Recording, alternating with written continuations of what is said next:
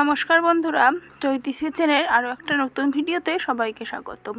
তো আজকে একটু ভিন্ন ধরনের রেসিপি ট্রাই করব। আজ বানাবো কচু পাতার বড়া।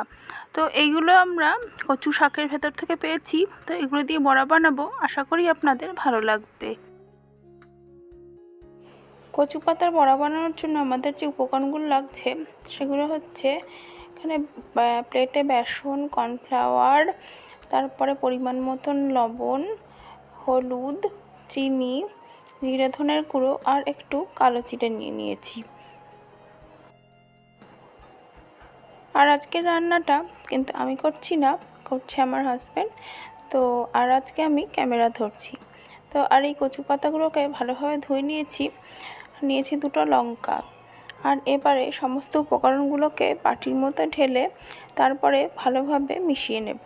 আর এর মধ্যে লঙ্কা দুটো হাত দিয়ে পিষে দেব। তো বাটিতে সব উপকরণগুলো নিয়ে এখন অল্প জল দিয়ে তারপরে ভালোভাবে ব্যাটারটা তৈরি করে নেব। তবে খুব বেশি পাতলা ব্যাটার করব না। আর এখন দিয়ে দিচ্ছি অল্প একটু গোলমরিচের গুঁড়ো। আর এবারে খুব ভালোভাবে ব্যাটারটা তৈরি করে নিচ্ছি। আর বলে রাখি, যেহেতু এটা আমি পরে ভয়েস ওভার দিচ্ছি, তো এই কচু পাতা বড়াতে কিন্তু অনেক সময় গলা চুলকাতে পারে।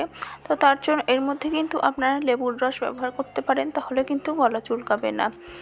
তো এবার ব্যাটারটা রেডি হয়ে যাবার পরে ফ্রাইং প্যান দিয়ে তাতে দিয়ে দিচ্ছি পরিমাণ মতন সাদা তেল।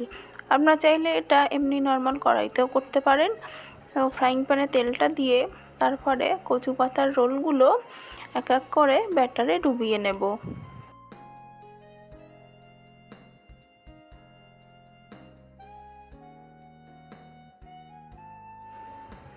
আর এবারে সমস্ত কচু পাতার রোলগুলো ব্যাটারে ডুবিয়ে তারপরে তেলে দিয়ে বেশ ভালোভাবে লাল করে ভেজে নেব, যাতে ব্যাপারটা মুচমুচে হয়।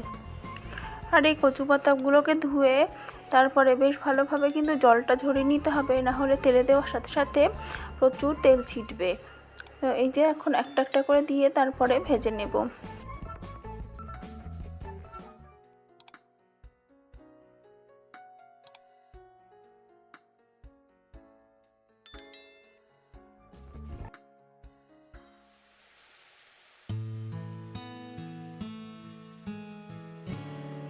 আর আজকের কচু পাতার বড়া কিন্তু একদমই রেডি। সন্ধ্যাবেলা চায়ের সাথে দারুণ লাগবে।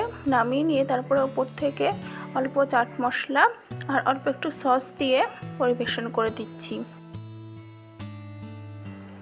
আর বন্ধুরা, আজকের ভিডিওটা যদি ভালো লেগে থাকে তাহলে অবশ্যই ভিডিওতে লাইক দেবেন, কমেন্ট করবেন।